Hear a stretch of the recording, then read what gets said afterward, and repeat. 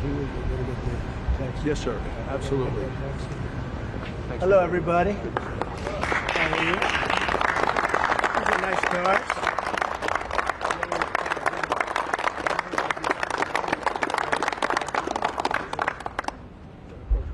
Is this the car? Yep. Is this the car? Yep.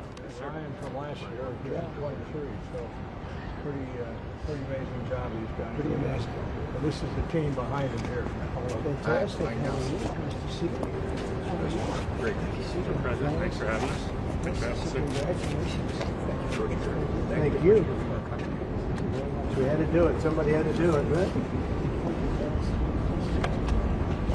Well, thank you very much, everybody. We have a very special day for a lot of reasons, actually, if you really think about it. But this is a day because Roger Penske's a great friend of mine.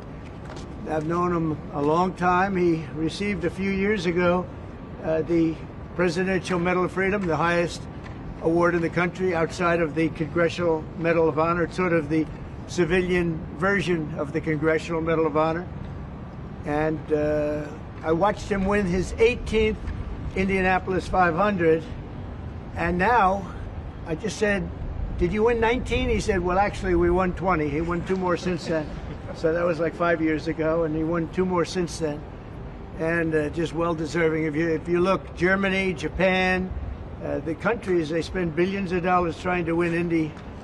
And I guess they do it sometimes, but not much. But he's done it 20 times, Phil. So he must know something about cars and racing, and trucks, too, by the way. He knows a lot about trucks. But he's been a very special guy, and he's brought some of our outstanding racing champions with tremendous courage and guts and grit. Hello, fellas. I didn't see you guys over there. That's a good-looking couple of teams, too. They have a lot of courage. And we'll see you in a second. So we're joined by the 2023-2024 NASCAR champion, Ryan Blaney, and Joey Logano. That's really fantastic, fellas. That's great. You get that car going, like as an example, on average, how fast will you About 190. About 190, you can have it. I don't want to go, but 190, that's fantastic. And on a straightaway, you'll go how much? About 190, 200. About 190 to 200. Well, it takes a special genetic, you know that, right? It's genes. Not only it's genes, really. Most people couldn't do that. Very few people could do it. The 2023 and 2024 Indianapolis 500 winner, Joseph Newgarden. Hey, Joseph.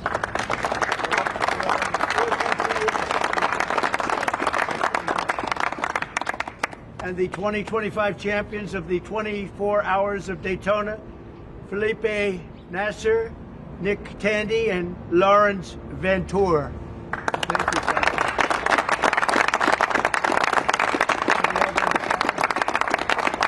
This is just a celebration of racing, and it's a celebration of Roger and his great success and his life, and these incredible champions who really do what very few people could do.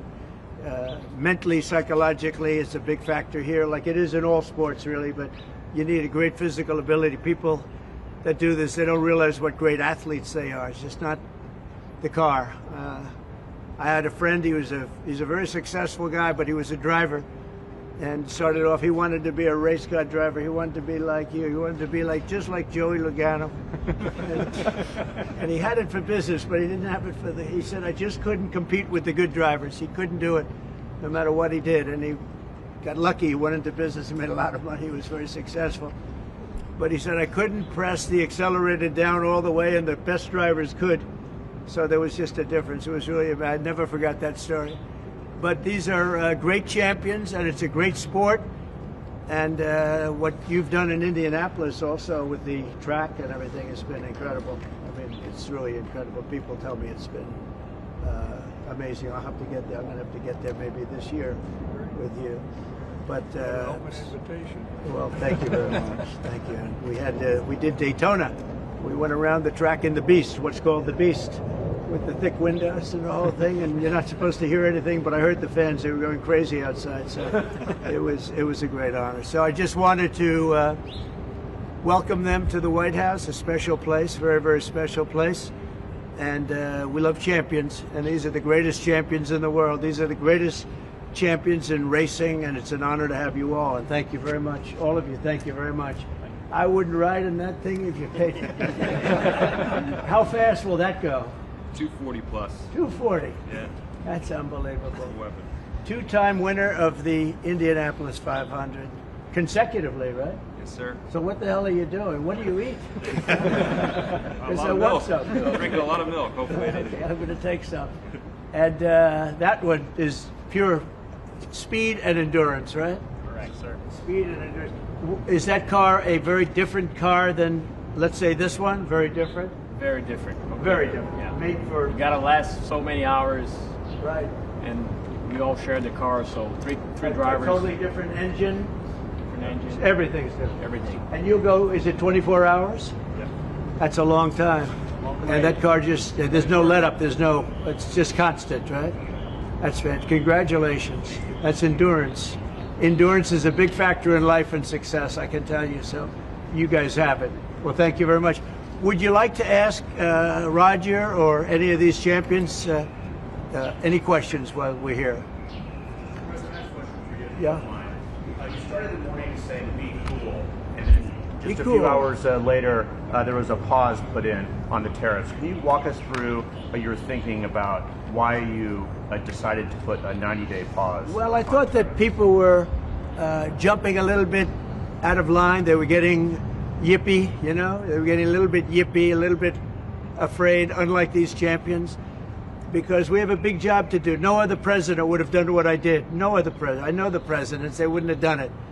And it had to be done. What was happening to us on trade, not only with, you know, if you look at it, not only with China, but China was by far the biggest abuser in history, and others also, but somebody had to do it. They had to stop because it was not sustainable. Last year, China made $1 trillion off trade with the United States. That's not right. And now I've reversed it. It's for a short period of time, but we made $2 billion. We're making now $2 billion a day. And somebody had to do it. Roger actually said it. Charles Schwab was here a little while ago, one of the great financial people, and he said he's been waiting for 40 years for somebody to do what I did over the last month. And if you didn't do it, you wouldn't have a country. It wouldn't be sustainable. So I'm honored to have done it. And, you know, look, nothing's over yet, but we have a tremendous amount of spirit from other countries, including China. China wants to make a deal. They just don't know how quite to go about it. You know, it's one of those things they don't know how quite. They're proud people. And President Xi's a proud man. I know him very well. And they don't know quite how to go about it, but they'll figure it out. They're in the process of figuring it out, but they want to make a deal. And we have many other countries, as you know, many more than 75, and they all want to come. And they want to come here, or they'll go to Commerce, or they'll go to Treasury. We have our great senators here and congressmen. They'll call John. They'll do somebody. They'll go through somebody, but they're all calling. How do we do this? They all want to make a deal. Somebody had to do what we did, and I did a 90-day pause for the people that didn't retaliate, because I told them if you retaliate, we're going to double it. And that's what I did with China, because they did retaliate. So we'll see how it all works out. I think it's going to work out amazing. I think that our country is going to be at the end of a year or shorter, but I think we're going to have something that nobody would have dreamt possible. A man like Roger Penske, I don't want to get him in trouble with China, so I won't, but he would know that you have to, someday you have to cut the bow and you have to do what you have to do, right, Roger? And that's what I did, and I'm very happy to have done it. Mr. President, was there anyone the Prime Minister of Greece just told Breitbart's Matt Boyle that he thinks absolutely the European Union and the United States could work out a trade deal that's win-win and, quote, mutually beneficial to both sides. What do you think about the Prime Minister's comments, and do you think a deal could be struck with the European Union? First of all, I know him. He's a good man, and I appreciate his comments. Yeah, a deal can be made with every one of them. A deal's going to be made with China. A deal's going to be made with every one of them. And there'll be fair deals. I just want fair. They will be fair deals for everybody. But they weren't fair to the United States. They were sucking us dry, and you can't do that. You know, we have $36 trillion of debt for a reason. We don't have a debt for for fun. They have it for a reason. And people took advantage of our country, and they ripped us off for decades. I've been thinking about this for decades. If you ever saw me on television, I was young like these guys. And it was the good old days, I'll tell you, Roger. But I was like these guys, young, and I was talking about it. Nothing changed, and nothing was done about it. Then I did it. In my first term, I did it, and did it well. We took in hundreds of billions of dollars from China and others, and I started the process. But then we had to fix up from the COVID mess caused by China. We had to fix up from that, and we did a good job of doing it. And when we handed back the reins after a rigged election, and when we handed back the reins, the stock market was higher than it was before COVID coming in. So, you know, we did a great job, but we didn't have time to do the big thing, which we're doing now. And it's, you know, it's like a patient is sick, you have to do surgery. Patient is very, very sick. And Joe Biden handed us over a country that was in very serious trouble, economically and in every other way. They let China run away with things. They let other countries run away with things. And maybe worst of all, in a certain way, is what they did at the border. We had people pouring into our country by the millions. Many of them were murderers and drug lords and thieves and people from prisons from all over the world. And there were people from mental institutions, insane asylums. They were taking their mentally insane, and they were dumping them into our country. And I'll tell you, Tom Homan and Kristi Noem are doing a fantastic job in removing them. And now the courts, the Supreme Court just gave us numerous good rulings where we have to be able to get them out. You had other judges trying to take over the system. And think of it, they take over, they want these people coming back, Tren de Aragua from Venezuela, the Venezuela jails that cut off the fingers of a man in Colorado. They cut off his fingers because he called the police looking for help. They said, "Did you call the police?" He said, "Yes, I did." "Put your hand down," and they cut off the fingers. This is what they want to bring these people back now. And I want to thank the president of El Salvador for the job he's done, because that's the way it has to be done. It's too bad. Yeah, please. Chuck Schumer and Nancy Pelosi, they've been talking about tariffs for decades. How come when these Democrat elites want tariffs, everything's hunky-dory, but when President Trump wants tariffs, all hell breaks loose? Do you see this double standard? I love this guy, whoever the hell that is. That's really nice. I appreciate that question. No, Chuck Schumer and Nancy Pelosi, everybody knew you had to do it, but they never had the guts to do it. It does take guts. It even takes guts for our country to go through it. That's why I say be cool. They were saying about, see, just be cool. It's going to work out. It's going to work out, and it's working out. I can tell you, working out maybe faster than I thought. But I said it's going to take a little conditioning. It's a transition to. It's really, I think it's a transition to greatness. It's going to be greatness. Our country is going to be. There'll be nothing like it, and people investing in our country, they're going to do better than they've ever done before. We have more car manufacturers, Roger, coming into our country now. Speaking of cars.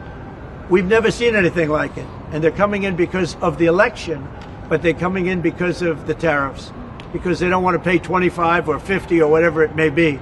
They don't want to pay that. They can't pay that. We had 3 cancellations in Mexico, building a plant.